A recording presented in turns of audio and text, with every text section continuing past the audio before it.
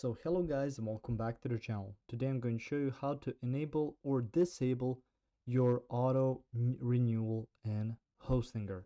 So the first thing you want to do is log into your account. Now from here you can see home, websites, domains, as well as horizons, emails, VPS, dark web monitoring, billing, marketplace, as well as account sharing.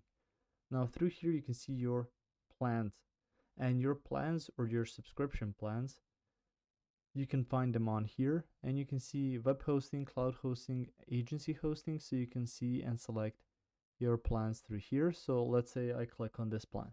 Now through here I have a couple of subscriptions or ways to subscribe. So if I choose 12-month or 24-month subscription, I will save some money in the long term. But if I just click on 1 month and I go down and click on choose payment method, so for instance this,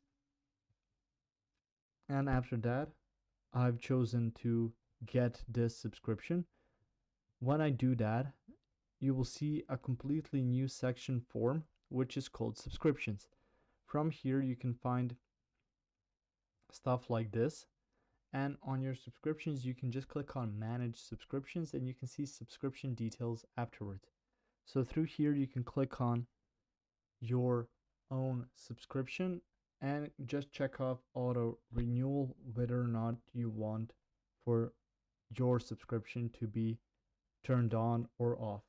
If you found this information helpful or useful, you can like the video. You can also share the video. You can subscribe to the channel and click the notification bell to get notified about new videos on Hostinger or some other topics you might find interesting as well. Thank you very much for watching this video, and as always I will see you guys in the next one. Goodbye.